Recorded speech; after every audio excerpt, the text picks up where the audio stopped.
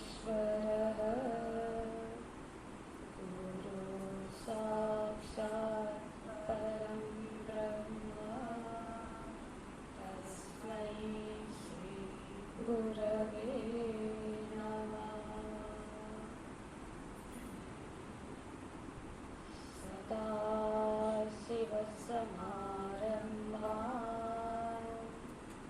शङ्कराचार्यमध्यमाः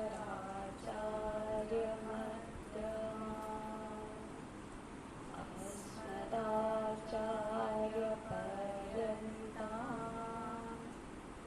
वन्दे गुरुपरम्पराम्।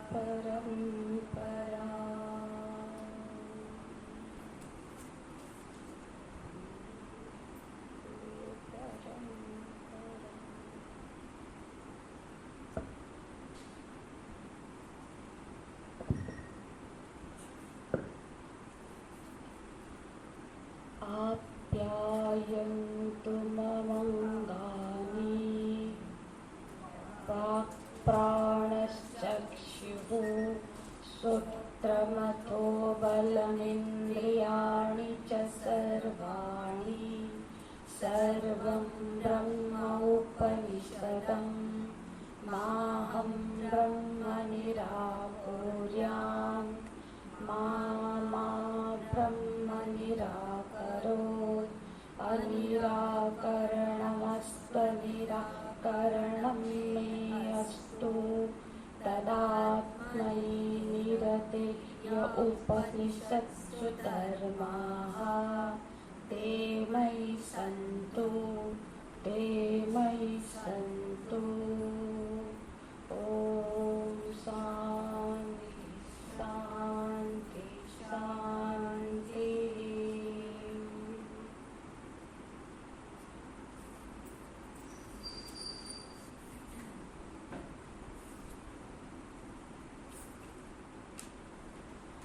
ॐ केनेषितं पतति प्रेषितं मनः केन प्राण प्रथमप्रेत्युक्तः केनेषितां वाचमिमां वदन्ति चक्षुश्रोत्रं कौ देवो नक्ति श्रोत्रस्य श्रोत्रं मनसो मनो यत् वाचोऽहवाचं सौ प्राणस्य प्राण चक्षुषचक्षु अतिमुच्यधीराः प्रेत्यास्मद्लोकात् अमृता भवन्ति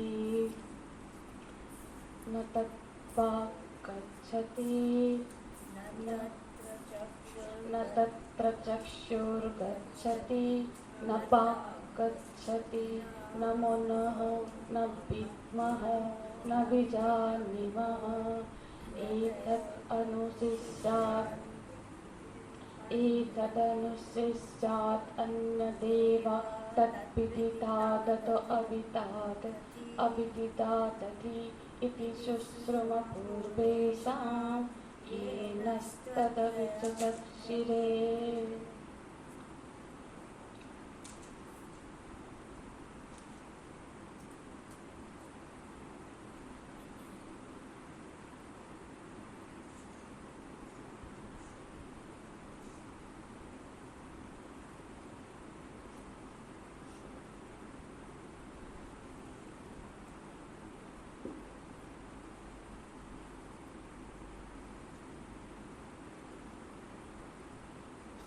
इस ग्रंथ का 33वां पेज से हम भाष्य लिखेंगे। 33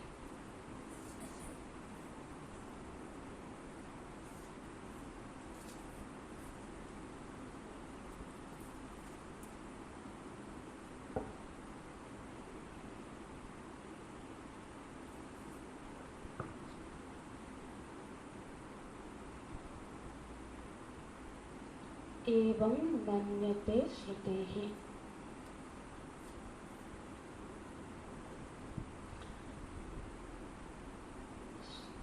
ये भाष्य में नहीं है, भाष्य का मैं जब आएगा तब बताऊंगा। एवं मन्यते श्रुतेः, श्रुति ऐसा मानती है कि जो सारे जो हमारे श्रुति का ये विवक्षा है, वक्तुम इच्छा है विवक्षा। श्रुति क्या बोलना चाह रही है? श्रुति की ये विवक्षा है कि जो समग्र इंद्रियों की प्रवृत्ति जिसके लिए हो रही है वो ब्रह्म है। ये उसकी जो पूरी ये जो प्रकरण का सार है। ठीक है, बोलते हैं एवं मन्यते श्रुति। श्रुति ऐसा मानती है। क्या मानती है? आप भाष्य देखिएगा 33वें श्लोक में दूसरे पैराग्राफ के में है सर्वस्यैव करणकलापस्य यदर्थ प्रयुक्ता प्रकृतिः तत् ब्रह्म इति प्रकरणार्थे विवक्षितः। 33 में यहाँ सत्यम एवं प्राण उसके नीचे का है। हाँ मिला 33 हाँ। तो यहाँ पे भगवान भाष्यकार बोलते हैं कि जो सर्व करण कलाप मतलब सर्व इंद्रियों का जो प्रवृत्ति जिसके लिए हो रही है तत् ब्रह्म, वो कौन है? वो ब्रह्म है। ये पूरे मंत्र का ये सार है, ये मुख्य वक्तव्य है पूरे मंत्र का, जिसको भगवान भाष्यकार ने एक शब्द में बताया। वो ब्रह्म है जिसके लिए सारी प्रवृत्तियां हो रही है। देखो हमारा ये जो संघात है, संघात में प्रवृत्ति चल रही है। हम सब विचार करें, अपने आप से प्रश्न करें कि ये जो शरीर है, ये शरीर में अनेक प्रवृत्ति मतलब कुछ सारे कार्य चल रहे हैं, शरीर से बहुत सारे कार्य हो रहे हैं, प्रवृत्ति हो रही है, मन में ये संकल्प विकल्प हो रहा है। तो ये जो सब हो रहा है ये किसकी प्रयोजन की सिद्धि के लिए हो रहा है? प्रायोजक कौन है? किसकी प्रयोजन की सिद्धि के लिए ये सारे प्रयत्न हो रहे हैं? तो वो ब्रह्म है।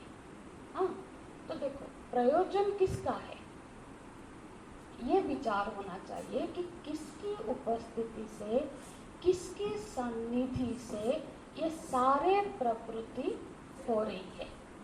ठीक है, जैसे अब क्यों ऐसा विचार करें? क्योंकि हम सब जानते हैं कि जो करण होता है, करण की अपनी कोई प्रयोजन नहीं होती है। मतलब जो साधन है, जो इंस्ट्रूमेंट है, इंस्ट्रूमेंट की अपनी कोई इच्छा नहीं होती है, अपनी कोई उसकी प्रयोजन नहीं है। हाँ, जैसे कि कोई चाषी है, मतलब कि कोई किसान है। ठीक है, वो किसान है, किसान फसल काट रहा है।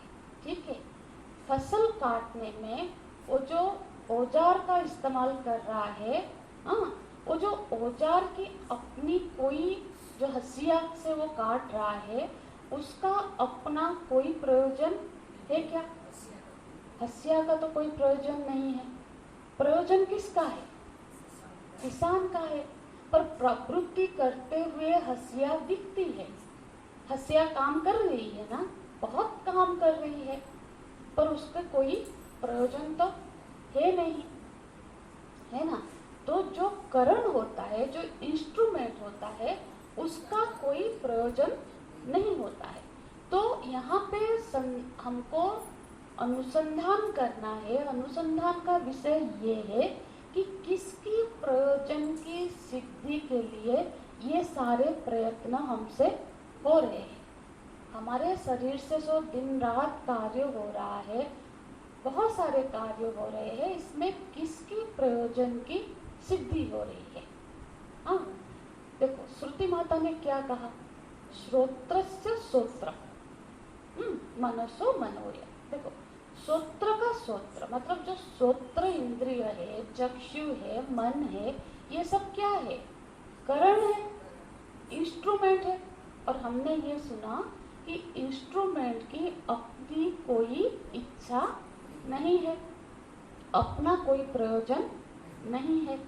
तो जब इंस्ट्रूमेंट के अपना प्रयोजन नहीं है तो इस श्रोत्र में जो श्रोतृत्व आया है वो कहाँ से आया? ये विचार का विषय है कि श्रोत्र में श्रोत्रस्य, चक्षु में जो चक्षुत्व है, ये जो सारे करण में जो करणत्व है वो किसकी वजह से है? यहाँ प्रयोजन किसकी सिद्धि हो रही है?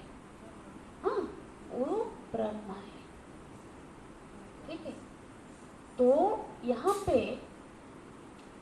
क्यों हम पर क्या हो रहा है कि यहाँ धर्माध्यास के वजह से, धर्माध्यास माने किसी दूसरे का धर्म को किसी दूसरे पे आरोपित कर लेना। हाँ, जब ये धर्माध्यास की वजह से हम उसका आरोप मैं पे कर रहे हैं, है ना। हम ये भी बोलते हैं धर्माध्यास हो रहा है, मतलब जल उत्तप्त है, गर्म पानी है, पर जल का धर्म तो शीतलता है। तो ये गर्माहट अग्नि से आई है जिसका आरोप हम जल पे कर रहे हैं। हाँ, गर्म पानी ने जला दिया। पानी का जलाने का सामर्थ्य नहीं है पर वो जला देती है। कैसे? जब उसमें अग्नि की धर्म का अध्यास हो गया। ठीक है, तो वो अग्नि, तो इसी तरह से हम बोलते हैं कि नेत्र देखता है और हम बोल रहे हैं कि मैं देखता हूँ, मैंने देखा। कर्ण सुनता है, मैंने कहा कि मैंने सुना। ये जो धर्म अध्यास हो रहा है, किसी के धर्म का किसी दूसरे पर हम आरोप कर रहे हैं। ठीक है, तो यहाँ पे उसका अनुसंधान। तो यहाँ पे भगवान भाष्यकार ने भाष्य में लिखा तत् ब्रह्म, वो ब्रह्म है। यहाँ नहीं बोल रहे हैं कि तत् आत्मा। देखो क्यों नहीं बोल रहे आत्मा? जब हम अनुसंधान कर रहे हैं, कार्य कारण संघात को बेस बनाकर अनुसंधान करेंगे तो हम आत्म तत्व पर पहुंचेंगे। पर वो तत्वमसि, वही आत्मा ही ब्रह्म है, ये उपस्थापना करने के लिए यहाँ आत्मा शब्द का प्रयोग न करके ब्रह्म शब्द का प्रयोग कर रहे हैं। तत् ब्रह्म, वो ब्रह्म है। ठीक है, तो फिर क्या बोल रहे हैं आगे? श्लोक देखेंगे। श्लोक में क्या है? अब तक हमने ये श्लोक की श्रोत्रस्य श्रोत्रम मनसो मनो यत् वाचो वाचम सौ प्राणस्य प्राणः चक्षुष चक्षु अतिमुच्च धीरा। चक्षुष चक्षु, यहाँ तक हमने पिछले कक्षा में चर्चा कर ली थी। अब आगे बोलते हैं अतिमुच्च। अतिमुच्च माने छोड़ करके। अतिमुच्च धीरा मिला। श्लोक में देखिए, श्लोक है 25वें पेज पर। तो अतिमुच्च माने छोड़ करके। अब श्रुति माता माने अभिवेद क्या कर रही है? आदेश कर रही है। अब तक तो बताया प्रश्न का उत्तर, अब आदेश कर रहे हैं। क्या आदेश कर रहे हैं? साधना बता रही है कि अतिमुच्च, उसको छोड़ दो। किसको छोड़ दो? प्रेतास्म लोका, ये जो लोक से जो तुमने तादात्म्य कर बैठे हैं, ये जो कार्य कारण संघात को ही अपना निवास मान बैठे हो, अपना स्वरूप मान बैठे हो, उसको छोड़ करके अपने स्वरूप को जान लो। अपना सच्चिदानंद स्वरूप को, अपने चैतन्य स्वरूप को जानो और उसमें अवस्थित हो जाओ। ये साधना है। ये आदेश कर रही है अतिमुच्च, इसको जान करके छोड़ दो। ठीक है, देखो साधना क्या है? अब आध्यात्मिक मार्ग में, आध्यात्मिक शास्त्र में, खास करके वेदांत शास्त्र में साधना क्या है? साधना है तत्वों को पहचानना। यही साधना है, तत्वों को पहचानना जो अनात्मा है, अतत्व है, जो तत्व नहीं है उसको छोड़ देना। जो तत्व नहीं है, जिसके साथ तादात्म्य बन गई है, उसको छोड़ देना और तत्व को पहचान लेना, यही हमारी साधना है। यही तो वेदांत की साधना है।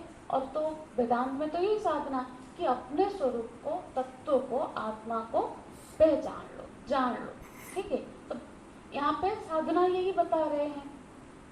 अब छोड़ देगा, देखो छोड़ देने का मतलब है, कुछ लोग बोलते हैं ना धीरे धीरे छूटता है।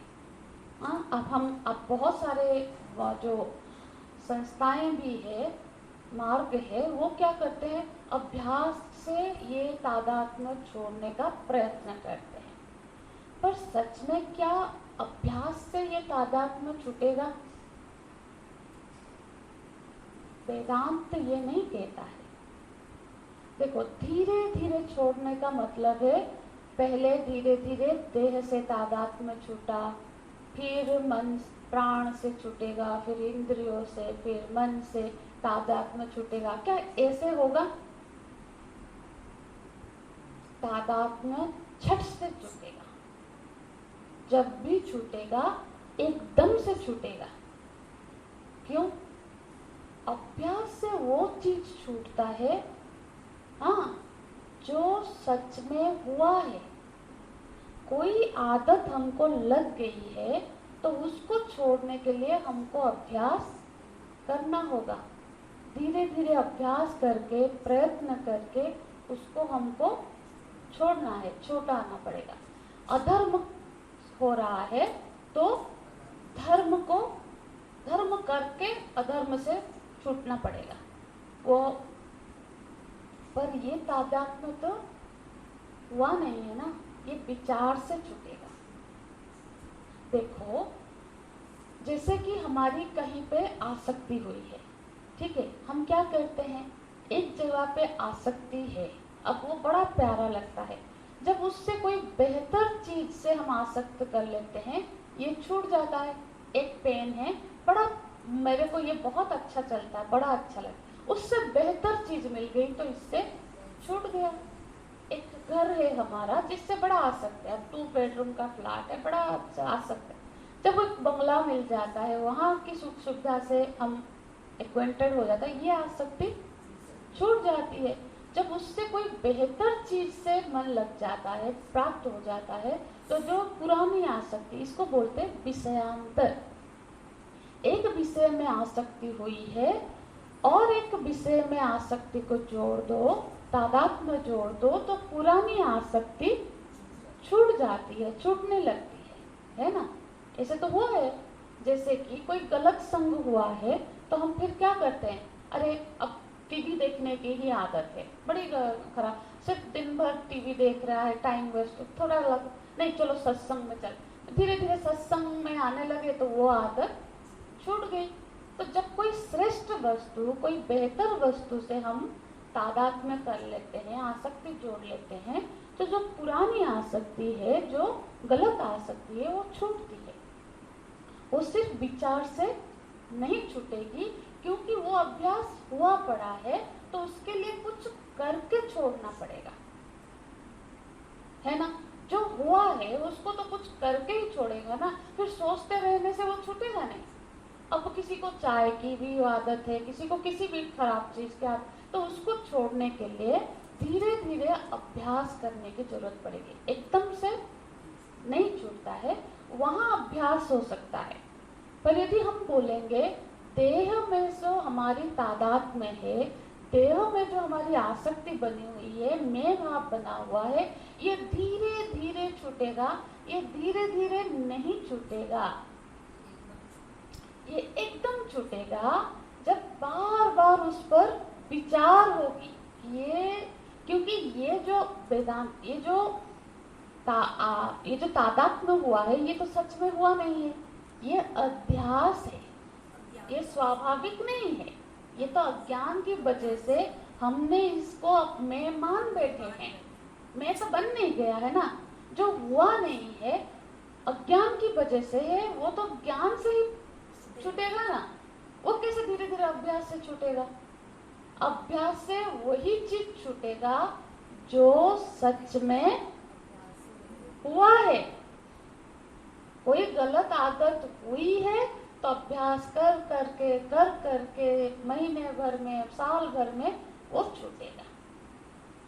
पर यहाँ हुआ नहीं है, हम शरीर बने नहीं है, हम अपने को शरीर मान बैठे हैं।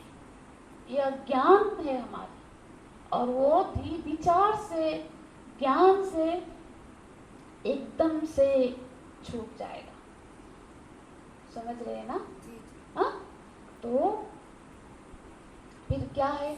इसको बोलते हैं ज्ञान मार्ग। हम सोचते हैं ना, ज्ञान मार्ग बोलो तो क्या सोचते हैं कि एक कर्म मार्ग है, एक भक्ति मार्ग है, एक ज्ञान मार्ग है। ज्ञान मार्ग में जाकर ज्ञान मतलब स्वरूप का ज्ञान ही मार्ग है। ये है ज्ञान मार्ग। कई मार्ग है ऐसा नहीं है, ज्ञान ही मार्ग है इसका। इसको अपने स्वरूप तक पहुंचने का मार्ग ज्ञान ही है। अज्ञान से स्वरूप का हम अपने आप को शरीर, इंद्रिया, मन, बुद्धि जो मान रहे हैं वो अज्ञान की वजह से है। इसीलिए ज्ञान से ही ये छूटेगा और ज्ञान ही इसका मार्ग है। इसीलिए ये कोई ज्ञान मार्गी है, भक्ति मार्गी है, ये सब नहीं है। ज्ञान से ही ये होगा। कैसे? देखो क्या बोलते हैं, उससे नीचे का हास्य देखेंगे। देखते हैं, पुष्टु मिला 33 में ही नीचे का। तीसरा पैराग्राफ देखो। पुष्टु पुष्टस्यार्थस्य ज्ञातम इष्ट आत्मविदो त्वात् श्रोत्रे देहे श्रोत्रादि। क्या बोल रहे हैं? पुष्ट, उसने प्रश्न, जो प्रश्न करता है, जो शिष्य है, उसने पूछा है। हाँ, पूछा है मतलब वो जानना चाहता है। ज्ञातुम इष्ट, उसको जानने की इच्छा थी, इसलिए उसने पूछा, है ना? जब उसने पूछा, प्रश्न याद है ना, के नेशितम पतति प्रेषितम मनः, वो प्रश्न है। और वो शिष्य ने पूछा, तो शिष्य में जिज्ञासा वृत्ति आई, जानने की इच्छा आई। तो जब उसने पूछा और श्रुति ने उसका उत्तर दिया, क्या दिया? श्रोत्रस्य श्रोत्रम मनसो मनोय वाचो वाचम, ये उत्तर दिया कि ये जो सबका श्रोत्र का श्रोत्र है, जिस सब के लिए ये सारे जो इंद्रिय समूह जिसके लिए प्रवृत्त हो रही है वो ब्रह्म है, ये उत्तर मिला। फिर क्या घटना घटी? जब उत्तर मिला तब अतिमुच्य से पहले क्या हुआ होगा? ज्ञान हुआ होगा ना। ज्ञान होगा तभी तो छूटेगा। छोड़ दो, ये जो छोड़ देने की घटना कब घटेगी? प्रश्न हुआ, उत्तर हुआ, उत्तर जब समझ आ गया, उत्तर को जब जान लिया, तब ये अतिमुच्य घटेगी ना। मंत्र में तो एक साथ लिख दिया, पर इस बीच में एक घटना घटेगी। ज्ञानत्वा, उस शिष्य जब इस बात को जान लेगा, किसको ज्ञानत्वा? किम ज्ञानत्वा? ब्रह्मम ज्ञानत्वा।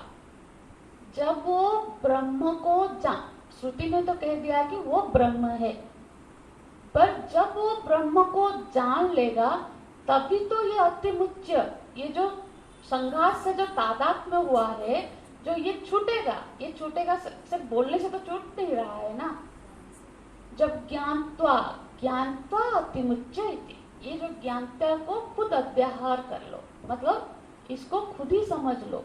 भगवान भाष्यकार यहाँ पे बोल रहे हैं ज्ञानत्वा शब्द को खुद अध्याहार कर लो, इसमें मिला लो, क्योंकि ये जो पद दोनों के बीच में ये घटना घटनी पड़ेगी।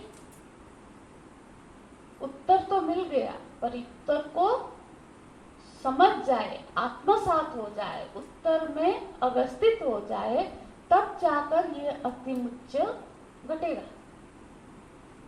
ठीक है। हाँ, तो ये ब्रह्मं ज्ञात्वा। तो फिर प्रश्न आया कि यहाँ पे आप ब्रह्मम ज्ञात्वा ही क्यों बोल रहे हो? कुछ भी जान के हो सकता है, ब्रह्म को जान के ही ये घटना घटी, छूट गया, ये क्यों बोल रहे हो? तो बोलते हैं क्योंकि देखो मंत्र के आगे क्या हो रहा है, मंत्र में क्या है?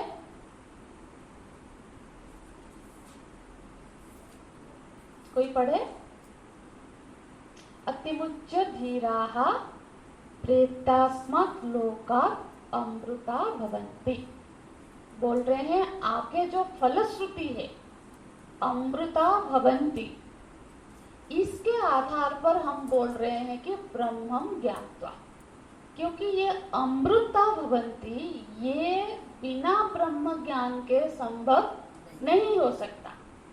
फल क्या बता रहे हैं कि इसको जान के आगे बताएंगे, मतलब इसी श्लोक में कि पहले ब्रह्म, ये ब्रह्म है, ब्रह्म को जाना, फिर आत्मा तादात्म्य छोड़ दिया, लोगों से, लोक से जो तादात्म्य है उसको छोड़ा, फिर उसको, उसकी क्या दशा हुई?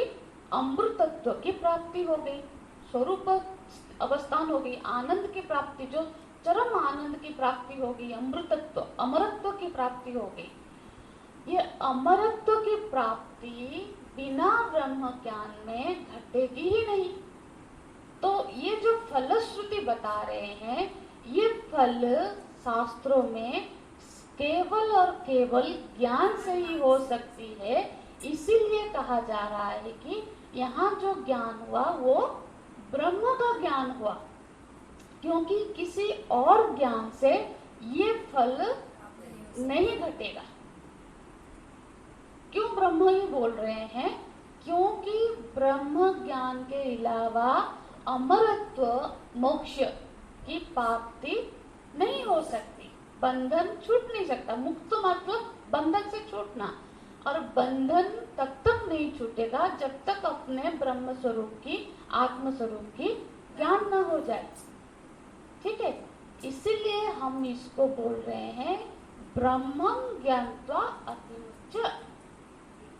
ठीक है, इसीलिए बिना ब्रह्म के ज्ञान की ये अतिमुच्च घटना हमारे जीवन में नहीं घटेगी।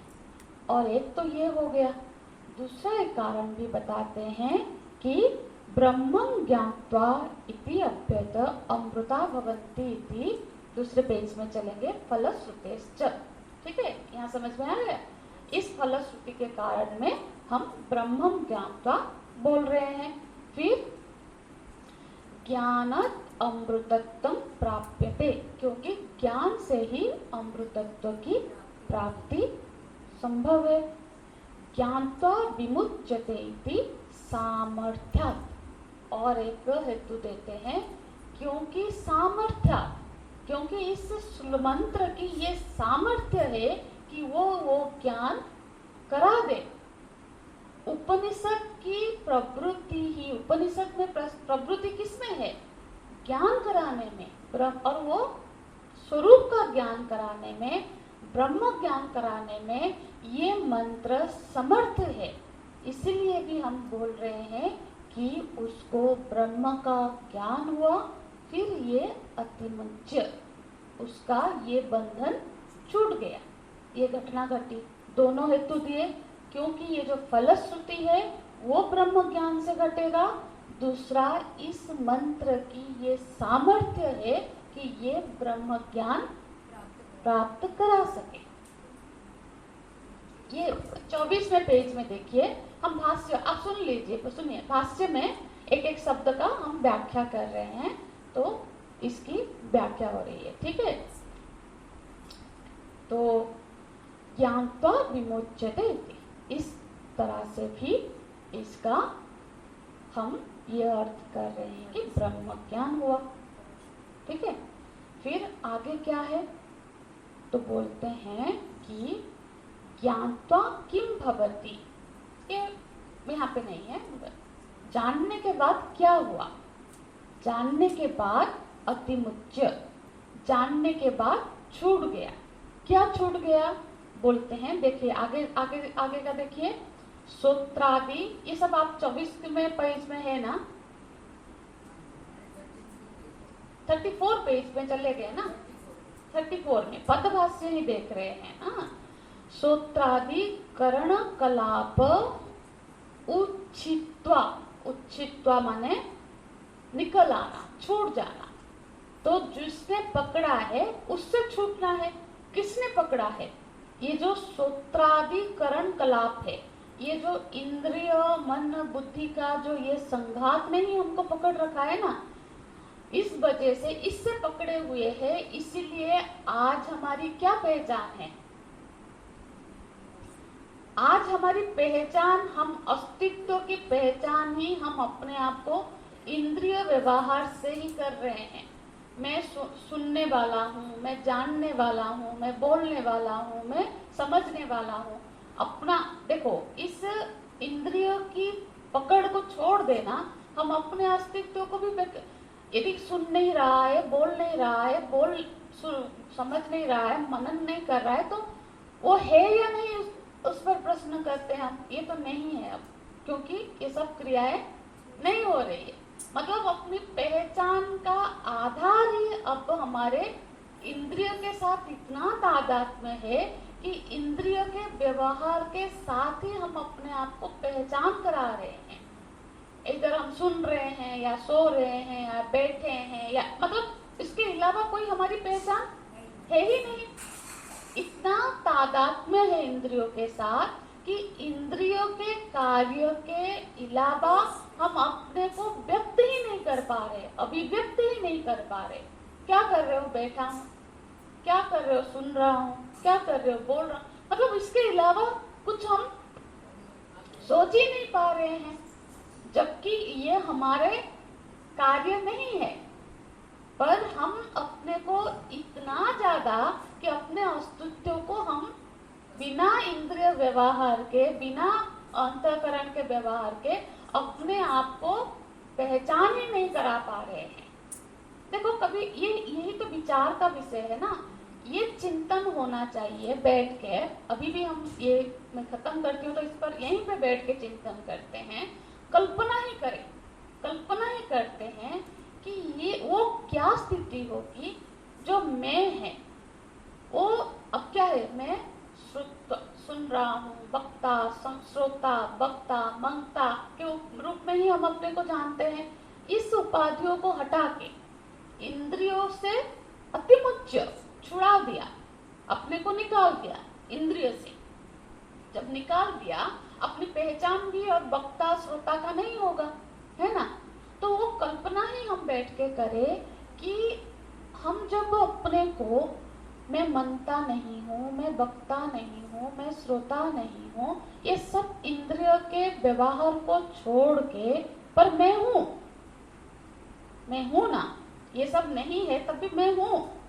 तो मैं हूँ, तो उसका अनुभव कैसा होगा, उसका स्वरूप कैसा होगा, उसका कल्पना भी अत्यंत मंगलमय है, क्योंकि वो सत्य है, वही सत्य है। ये सब तो आरोपित है ना। पकड़ में आ रहा है ना। तो ऐसा है कि हम बैठ के सोचे कि मैं सुनने वाला, बोलने वाला, देखने वाला, मनन करने वाला नहीं, वो सबसे परे उस मैं की कल्पना ही करे बैठ के कि ये सबके अलावा मेरी क्या रूप है। तो कुछ देर के लिए ही सही, इस सब इंद्रिय व्यवहार से अपने को अतिमुच्च खींच लेते हैं, उससे बाहर उठ के अपना उस कल्पना करे उस स्वरूप का कि वो कैसा होगा, वो अनुभव कैसा होगा, जो कुछ कर नहीं रहा है, सुन नहीं रहा है, बोल नहीं रहा है, समझ नहीं रहा है, पढ़ नहीं रहा है। ठीक है, इसका ध्यान हो। तो बोल रहे हैं अतिमुच्च, इससे उठ के क्या बोल रहे हैं? श्रोत्रादिकरण कलापम उच्चित्वा, उससे बाहर निकाल के। उच्चित तो मतलब उससे बाहर निकल गया, जिसने पकड़ा है उससे ही तो बाहर निकलना है। ठीक है, फिर क्यों हुआ? ये जो संसरण है, श्रोत्रादो ही आत्मभाव कृत्वा, ये सब इंद्रिय से जो हमारा आत्मभाव हुआ है, यही संसरण का हेतु है। यही हमको बार बार पुनरपि जननम पुनरपि मरणम पुनरपि जननी जठरे शयनम, ये जो घटना घट रही है, ये जो हमारा क्या हो रहा है, आत्मभावकृत्वा, ये जब श्रोत्र चक्षु ये सारे इंद्रिय से मन से बुद्धि से जो आत्मभाव बन बैठा है, यही हेतु है इस बार बार जन्म मृत्यु होने का। क्या बोल रहे हैं, श्रोत्रादौ ही आत्मभाव कृत्वा तद उपाधि ही सन तद आत्मा जायते म्रियते संसरति च। फिर इसी वजह से आत्मा जन्म ले रहा है, मर रहा है, ये संसरण एक शरीर से दूसरे शरीर पर सरक रहा है, संसरण हो रहा है। और यही आत्मभाव जो मैं का भाव इस इंद्रियों से मन से बुद्धि से बन गया है, यही वजह है, यही हेतु है। इसीलिए इससे अतिमुच्य, इससे अपने को बाहर कर दो, ये आदेश दे रही है, ये साधना बता रही है श्रुति माता।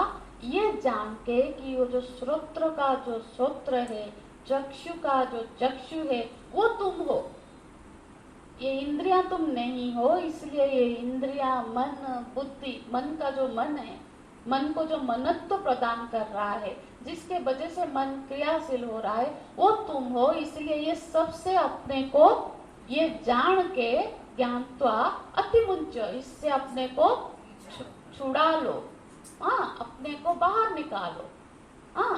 और क्योंकि इस सब से जो ये आत्मभाव बना है, यही तुम्हारे बार बार जन्म और मृत्यु लेने का कारण है, यही संसरण का हेतु है, यही जायते म्रियते आदि का हेतु है। घटना क्या घटी, पहले तो ये घटना घटी कि हमने ये श्रोत्र इंद्रिय चक्षु आदि मन आदि से आत्मभाव कर लिया, ये मैं हूँ सोच लिया, फिर उसके कार्यों को अपने पर आरोपित कर लिया, उसके उपाधि को। कर्ण सुन रहा है, मैं सुन रहा हूँ, मैं देख रहा हूँ, मैं बोल रहा हूँ, मैं सोच रहा हूँ, ये मैं सारा जिसमें जुट रहा है वो सारे मैं से परे है। दो घटना घटी ना, एक तो उसके साथ तादात्म्य हुआ, इस शरीर के साथ तादात्म्य हुआ, तो मैं सुंदर हूँ, मैं असुंदर हूँ, मैं गोरी हूँ, मैं काली हूँ, ये घटना घटी ना। मैं गोरी है ना मैं काली है ना, हाँ। तो तादात्म्य हुआ, तो मैं आंख से तादात्म्य हुआ तो मैं देख पाता हूँ, मैं नहीं देख पाता हूँ, मेरे दृष्टि क्षीण हो गई है, हाँ, मुझे चश्मे लग गए हैं। ये घटना कब घटी, जब पहले इंद्रियों से शरीर से तादात्म्य हुआ, फिर उसके कार्यों को अपने पर आरोपित कर लिया, मैं कर रहा हूँ, मैं सोच रहा हूँ, हाँ, मेरी ये आइडिया है, आइडिया मेरी है, मैंने ये आइडिया दिया है ना। तो ये जो घटना घट रही है अतिमुंच, जब आप उससे निकल जाओगे, जब तादात्म्य ही छूट गया, तो उसके उपाधि फिर अपने पर आरोपित कहाँ होगी, वो स्थिति कितनी प्यारी होगी, सोचो, है ना। उसकी कल्पना भी हम कर सकते हैं, बैठ के कल्पना करते करते किसी दिन वो बिल्कुल उस स्थिति में ही रह जाएगा कि मुझसे जो उसको क्लेम नहीं करेंगे हर चीज को, मैंने कहा, मैंने बोला, मैंने किया, ये जो सारा क्लेम करते बैठ रहे हैं ना, तो हमारा ये पाप पुण्य बढ़ रहा है, और फिर वही पुण्य पाप हमको और एक शरीर दे रहा है। ये कर्तृत्व तभी छूटेगा जब ये तादात्म्य छूटेगा। तादात्म्य के वजह से ही जो शरीर से सेवा हो रही है, मैं कर रही हूँ, तो ठीक है बेटा, पुण्य ले ले और एक और शरीर प्राप्त करके उस पुण्य को भोग। हाँ, मेरे से गलती हो गई तो पाप हो गया, तो ये भोग हो रहा है ना।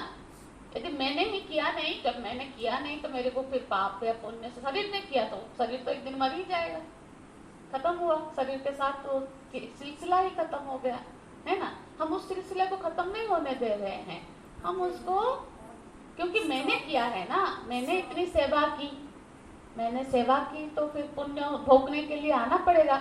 नहीं बाबा, मैंने सेवा ना की, मेरे शरीर से जो हो रहा है यही तो जीवन मुक्त है।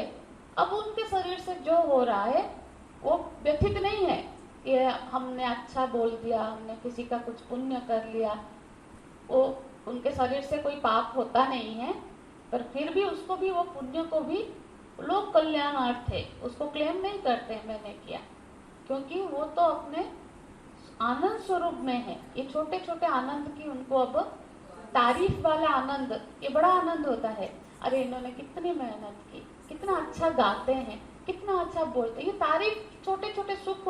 अरे छोटे सुख की भूख ही नहीं है, जो पुण्य स्वरूप आनंद स्वरूप में है उसको ये छोटे छोटे सुख की क्या जरूरत है ना। तो जब सुख, ये छोटे सुख, जो सुख में ही विचरण कर रहा है उसको कोई फर्क नहीं पड़ता है तारीफ और निंदा से, है ना। तो अतिमुच्च, ये घटना किसके साथ घट रही है, तो बोलते हैं धीरा। धीरा, वो धीर, तो उस बोलते हैं अतिमुच्च श्रोत्रादि आत्मभावम परित्यज्य, इसलिए इसका परित्याग करो, इसको परित्यज्य। तो विदित्वा परित्यज्य, श्रोत्रादि आत्मभावम परित्यज्य, श्रोत्र आदि को, ये सबको जानकर, इसका ज्ञान प्राप्त करके, ऐसा जान के अतिमुच्च, इसको परित्याग करो। फिर ऐसा कौन कर पाता है, ये तो प्रक्रिया बता दिया कैसे करना है, कौन करता है, अधिकारी कौन है, बोलते हैं धीराः। धीरा, धी माने बुद्धि, जो बुद्धिमान है, धीमता, धीमन्तः धीराः, जो विरक्त है। जिसके पास बुद्धि, देखो बुद्धि का सबसे यही कार्य है, बुद्धिमान की यही पहचान है, जो तत्व का अनुसंधान कर ले, तत्व को जान ले, ठीक है। नहीं तो फिर बुद्धि तो कोई बुद्धिमानी बात नहीं है, संसार में भटकती हुई बुद्धि कोई बुद्धिमान नहीं है। बुद्धिमान उसी को श्रुति बोल रही है जिसने तत्व को जान लिया, अपनी बुद्धि का सही उपयोग जिसने अंत में कर ही लिया है। तो बुद्धि का और कोई प्रयोजन नहीं है, बुद्धिमान वही है जिसने इस तत्व को जान लिया, इस तत्व को पहचान लिया, वो सूत्र का सूत्र को जान लिया, और फिर विधि परित्यज्य, विदित्वा परित्यज्य, जान के फिर उसको छोड़ दिया, उससे बाहर निकल गया। जब तादात्म्य ही छूट गया तो उसके कार्यों को मैं पे और आरोपित ही नहीं करेगा, उसके उपाधि को अपने पे, मैं सुन रहा हूँ, मैं बोल रहा हूँ, मैं कर रहा हूँ, यही कट गया, तो कर्तृत्व ही कट गया। तो फिर क्या होगा, अमृतत्व होगा, फिर उसका वो अमरत्व को प्राप्त हो जाएगा, मतलब ये मृत्यु से छूट जाएगा। मृत्यु से तब तो कोई नहीं छूट पाएगा जो जन्म से नहीं छूटेगा, जन्म होगा तो फिर मृत्यु ही होगी, है ना। ये तो फिर ये जन्म और मृत्यु के चक्कर से छूट जाएगा, ठीक है। तो जन्म होगा माने जन्म, पर जीवन मुक्त क्या होते हैं, शरीर में रहते हुए ही उस भाव को प्राप्त हो जाते हैं। तो फिर वह शरीर जब तक चलता है, फिर उनका फिर जन्म और नहीं होता है ना। और जो सपोज अंत में भी ये स्थिति को प्राप्त कर लिए, फिर उनका और वो कैवल्य मुक्ति को प्राप्त है, अमृतत्व को प्राप्त होते हैं, ये उसकी फलश्रुति है, ये उस शिष्य का फल है। ये जो श्लोक है ना, वो कहाँ तक पहुँचा रही है हमें।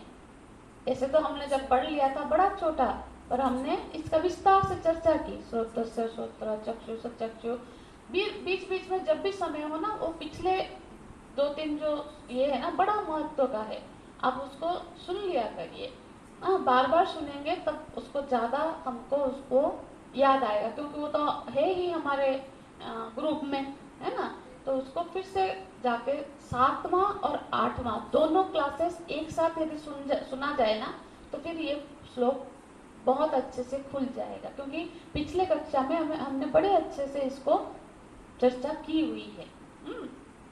तो फिर अतिमुच्च धीराः, तो जब बोलते हैं जब ये घटना घटेगी, तो फिर प्रश्न और एक चाहती है कि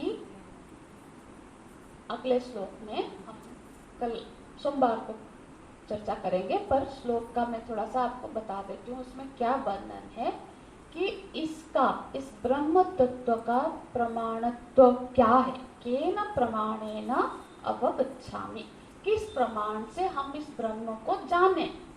अब जानने, सुन के जाने, समझ के जाने, मनन करके जाने, आंख से देख के जाने, तो फिर वो किस तरह से, किस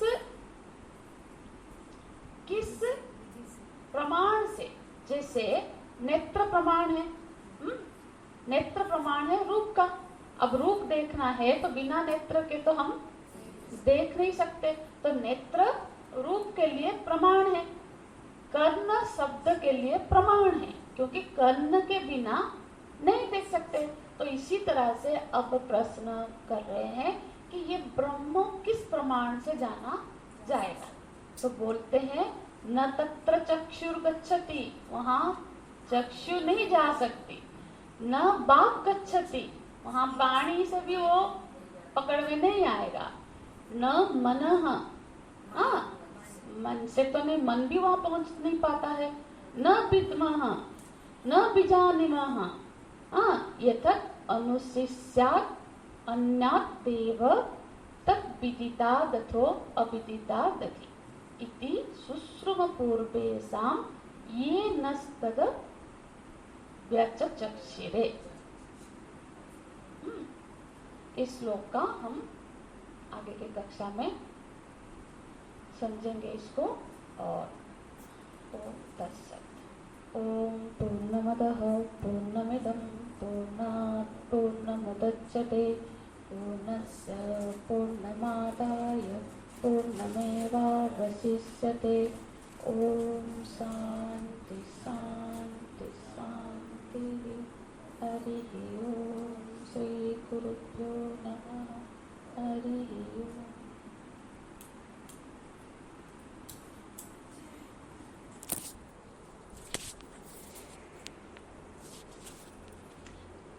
यहाँ पे न मनः